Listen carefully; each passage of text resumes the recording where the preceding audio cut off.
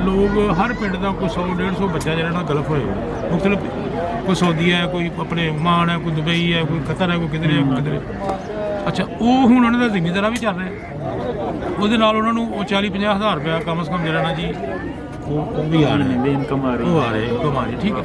वो उन्होंने सेवक हो जाती है अपने घर का खा लेंगे ने वो उन्होंने सेवक सेम ही साढ़े भी इदा ही है ठीक है जी। तो वो ही अगर इतों तक ना होंगी फिर भी नहीं बदलना डिवेलपमेंट कादी होनी गोठा ही नहीं बनता किसी को है ना। अगर तो मुलाजम हो जाते हैं अगर कोई पढ़ी लिखी फैमिली है जिमें असी अलहमदुलिल्लाह साडी मेरी फैमिली के सवाए मेरे तकरीबन 90% जॉब करते हैं ठीक है जी। कारोबार बहुत घट करते हैं जॉब करते हैं छोटे छोटा जिमीदार वही आ गया ना मसलन असी इत्थों के रहने वाले हैं साडी इस टोटल सी 15 एकड़ ठीक है ना हूँ असी 5 भाई हैं। अच्छा 5 भाइयों च वंडी की रह गया साढ़े को। अच्छा अगों आबादी च आ गई खत्म हो गई याद नहीं हुई साल बाद हो जाएगी या 2 साल बाद हो जाएगी। तो वो अगों असी अपने कारोबार तो या अपने दूसरे हिसाब किताब नाल अपने सिस्टम चला रहे हैं। जी जगह सारी ये पहले गुरुद्वारा साहब की कि एक्वायर की है नहीं ये हूँ एक्वायर की है पहले सी बाबा जी की जगह सी 74 एकड़। अच्छा जी बाबा जी की जगह वो भी खस गई सी रह गई सी इतने जो हूँ दोबारा स्टार्ट किया ना तो जो हिसाब किया तो 55 एकड़ लगी सी। अच्छा हूँ इतने 850 एकड़ एक्वायर की है।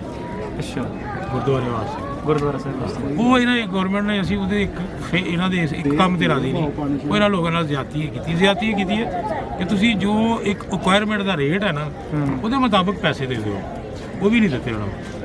वो बकायदा एहतजाज भी होए ने कि ठीक है वो कहते हैं यह हूँ तुम इतों निकलो नाल घर ने इतने बाहर अगली और वो बड़ी बार उन्होंने उठाने की कोशिश की है। वो कहते हैं जी उठना अग ला लाँगे ये कर लाँगे वो कर लाँगे। उन्होंने इतने नाल अज तो 5-7 साल पहले घर बनाने वास्ते जगह खरीदी 30,000 रुपया मरला एक मरला 30,000 का हूँ तो नहीं मिलता लेकिन उदो उन्हें खरीदी ਹੁਣ ਕੀ ਰੇਟ ਇੱਥੋਂ? अच्छा हूँ तो चूँकि रोड की वजह जो ना इन्होंने पिंडों अजे भी कोई ज़्यादा नहीं इन्होंने पिंडों अजे भी रिहायश वास्ते ना 50 तो 60 50 तक मिल जाती है।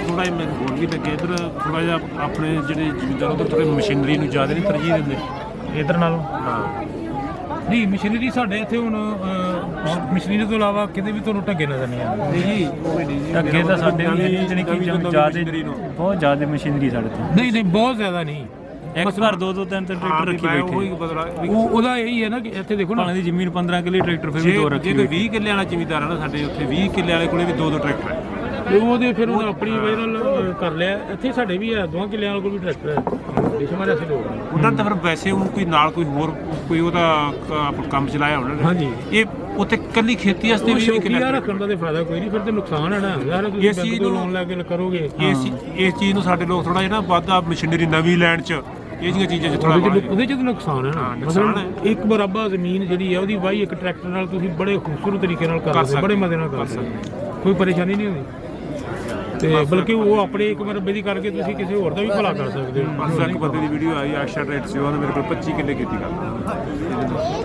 ਇਹ ਪ੍ਰੋਬਲਮ ਹੈ ਨੇ ਜ਼ਰਾ ਥੋੜੇ ਜਿਹੇ ਨਾ ਫਿਰ ਉਧਰ ਤੇ ਬਹੁਤ ਜ਼ਿਆਦਾ ਕਰੇਜ਼ ਹੋ ਗਿਆ ਤੁਹਾਡੇ ਤੇ ਬਲਕਿ ਮੈਂ ਪਰਸੋਂ ਵੀ ਮੈਨੂੰ ਇੱਕ ਦੋਸਤ ਦਾ ਫੋਨ ਆਇਆ ਸੀ ਉਹਦੀ ਨਾ ਆਪਣੇ ਉੱਥੇ ਤਰਨ ਤਾਰਨ ਹੀ ਨਾ ਉਹ ਦੋਸਤ ਆ ਮੇਰਾ ਅਮਰਜੀਤ ਸੰਘਾ ਉਹ ਕੈਨੇਡਾ ਹੈ ਉੱਥੇ ਜਿਹੜਾ ਏਸ਼ੀਅਨ ਨੈਟਵਰਕ ਹੈ ਨਾ ਉਹਦਾ ਡਾਇਰੈਕਟਰ ਹੈ। ਠੀਕ ਹੈ ਜੀ ਉਹ ਮੇਰਾ ਖਿਆਲ ਹੈ 56 ਚੈਨਲ ਉਹਨਾਂ ਦੇ ਚੱਲਦਾ ਹੈ।